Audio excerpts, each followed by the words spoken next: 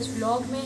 और आज हम मेरे दादा से आपको मिलाएंगे और उनके लाइफ की कुछ एक्सपीरियंस आपसे शेयर ने आपसे कहा था कि आपको हम अपने दादा से मिलाएंगे, तो ये है हमारे दादा। और दादा आप आपके बारे में कुछ आप बताइए। पूछेगा तो बताऊंगा, मैं क्या बताऊँ। गजब बेइज्जती। आपका क्या नाम है? राम प्रकाश बाटला। आप कहाँ पे रहते हो? और दिए भी बतानी है। बस मेरे पिताजी का नाम श्री गण राम बाटला। आप पाकिस्तान से आए, पाकिस्तान में कहाँ रहते थे? पाकिस्तान में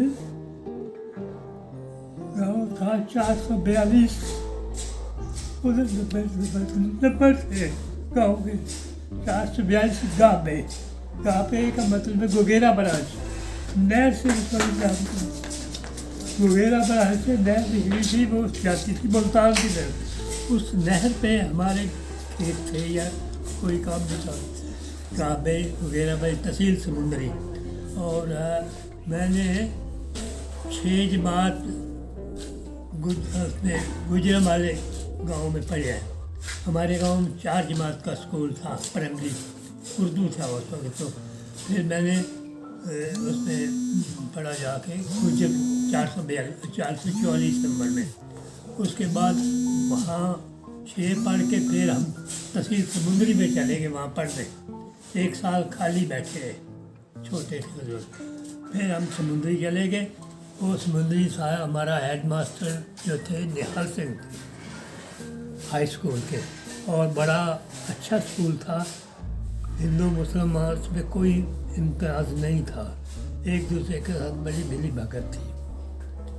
और सन 47 में ये जब पाकिस्तान और हिंदुस्तान का बंटवारा होने लगा, तो सन 47 में वो सरकार थी, हुकूमत थी, इसकी गवर्नमेंट की, अंग्रेज़ गवर्नमेंट थे। तो उस वक्त ये पंडित जवाहरलाल जी नेहरू, महात्मा गांधी, वल्लभ भाई पटेल, ये सब बड़े नेता थे। और 444 में फिर गए हम समुद्री तहसील में। वहाँ 2 साल पढ़े तो पाकिस्तान बन गया। 8वीं में पढ़ ही रहे थे कि हम छुट्टी होगी, कोई पढ़ाई नहीं होगी। घर में आके प्राइवेट कुछ हमने 1-2 क्लास पढ़ी जालंधर में, उर्दू की या अंग्रेज़ी की, जो कुछ भी था उस वक्त उर्दू ज़्यादा था। तो इसलिए हमारा गांव बड़ा अच्छा था, बहुत मिलनसार थे, कोई झगड़ा नहीं हुआ आज तक वहाँ। जैसे कि आपने सुना कि मेरे जैसे दादा ने कहा कि वो पहले अनडिवाइडेड इंडिया में रहते थे और फिर उन्होंने माइग्रेट करके वो जालंधर आए हैं। तो अब उनसे पूछते हैं कि वो जालंधर में आके क्या काम करें। तो दादा, आपने जालंधर में आके क्या काम करा था? जालंधर में पहले तो उस वक्त कैंप, एक रिफ्यूजी कैंप बना था जिसमें लोगों को भर्ती बैठाया गया। बहुत बड़ा कैंप था, छोटे छोटे क्वार्टर थे, उसमें एक क्वार्टर में 4-4 लोग बैठ के, और बहुत बड़ा था, जिससे पंजाब से लोग आए थे, पैदल चल के आए थे, काफिला लेके आए थे, बैलगाड़ियाँ या घोड़े या जो कुछ भी था। उसके बाद हमने क्या काम किया, वहाँ प्रिंटिंग का काम होता था, कपड़े छापने का। उसमें हम 5-7 लोग जो थे वो उसमें शामिल हो गए, और वो 2-3 रुपये दिहाड़ी पे 4 रुपये मिल जाते थे, उससे हमारा गुजारा होता रहा। फिर हमने जालंधर स्टेशन से छावनी गए, जालंधर छावनी मिलती की है, उस पर गए तो वहाँ भी वो काम ऐसा ही था कि वो दिहाड़ी करना, सुबह चले जाना, गाड़ी पे फ्री गाड़ी होती थी, कोई नहीं पैसा लगता था, तो शाम को घर आ जाना। और हमारा बहुत बड़ा कैंप था, भार्गव कैंप उसको कहते थे, भार्गव नाम है, DN उसका था, मंत्री था भार्गव चंद, गोपी चंद भार्गव, वो बहुत बड़ा कैंप था। उसके बाद फिर हमने जब बड़े हो गए, थोड़े से और बड़े, मैं उस वक्त तो थोड़ी क्लास था, तो उसमें सूरा नसी एक ऑर्डिनेंस डिपो खुला था फौज का। उसमें एक तरफ तो एक डिपो था एमुनिशन का, एक डिपो था क्लोथिंग का। तो हम 22 नवंबर 1949 को मैं वहाँ गया। भर्ती होने लगी, लोग बहुत लग गए थे, 500-600 आदमी काम कर रहा था बेटी का। हमारे सिविल के भी थे। अब ये कैंप में सारे लोग उधर चले गए, तो हम रह गए। मैं उस वक्त बाहर कहीं गया, तो जब क्या उनको कह रहे कि तुम बातचीत रह गए, तो वहाँ तो भर्ती हो गई। मैं चलो फिर हो गया। कुछ दिनों बाद अनाउंसमेंट होने लगा, वो जो कैंप में लगा हुआ था माइक्रोफोन, तो कहे तारीख को 19 तारीख को या कुछ ऐसे था कि वहाँ भर्ती फिर होगी।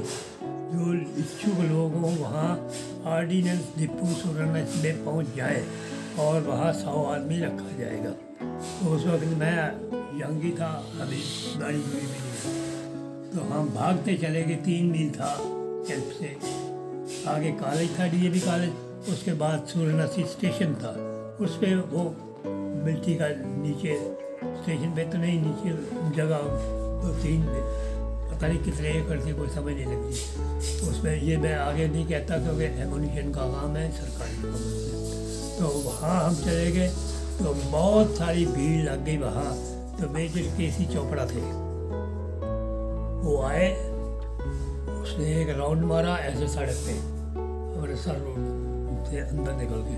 तो उसके बाद उसके साथ 2-3 फौज आदमी थे, सूबेदार और कैप्टन भी थे। और उसने कहा, सूबेदार साहब आप निकालो आदमी जो तुमने 100 रखना है, यंग आदमी होने चाहिए। तो उस वक्त तो वो कहने लगे हमारे बस का नहीं है भैया, आप बहुत बड़े अफसर हो, मेजर तो बहुत होता है या DN से भी बड़ा, तो आप ये निकाल सकते हो, हम नहीं निकाल देंगे। अच्छा, उसने कहा ठीक है, ऑलराइट। उधर से पक्की सड़क से अमृतसर को जा रही थी, वहाँ से वो चला। इधर भीड़ बड़ी लगी थी, जैसे वो सड़क है, बड़े लोग गए थे, रखे तो 100 जाना था। उसके बाद जैसे उठो जवान, उठो जवान, उसको क्या पता नाम क्या है किसी का, मेजर को क्या पता है नाम पूछेगा। फिर उधर से चले अमृतसर रोड से और डिपो की तरफ बढ़े। और कुछ बढ़ने के बाद जब मेरा नंबर आया तो उस वक्त तो मैं पट्टा था, बहुत बढ़िया था, जवान थे, शेप भी नहीं खींची। तो कहता मेरी तरफ उसने सोटी की, उठो जवान। खड़ा ये एक बॉर्डर लाइन है, जैसे ये है बॉर्डर लाइन, चूना डाला हुआ था, इसको पार करोगे तो तुम सिलेक्टेड हो, अगर रह जाओगे तो नहीं है। इसी तरह सबको कहा, कई बेचारे रह गए, नहीं हो पाई, चलाऊ मारी। अच्छा, जब मेरे पास आए थे कहते उठो जवान, मेरी उस वक्त बड़ी अच्छी पोजीशन थी, पैतलून भी थी, कमीज भी थी, और उम्र का क्या था, दाढ़ी भी नहीं बनाई, तेरे तरह था। अच्छा, जब वो कहता है उठो जवान, क्या नाम है, राम प्रकाश बाजला, छलांग मारो इधर। अगर तुमने ये पार कर लिया, जैसे ये निशान है, वहाँ से छलांग मारी, दौड़ के नहीं मारनी, क्योंकि दौड़ के तो स्पीड बन जाती है, खड़े खड़े मारो। अगर तुम पार कर गए तो यू आर सिलेक्टेड। ठीक है साहब। उस वक्त पैंट भी थी, काली पैंट थी मेरे पास, स्कूल की, फर्स्ट क्लास कमीज थी। जब वहाँ से मारी छलांग, उसका नाम लिया,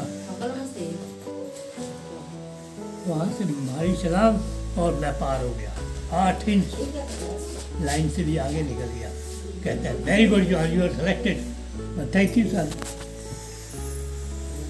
सुना कि मेरे दादा कह रहे हैं कि वो लायलपुर, जो आज का फैसलाबाद है, उधर से पार्टीशन के बाद जलंधर आए, और जलंधर में उन्होंने मिलिट्री में काम किया, आर्मी कोर्ट में।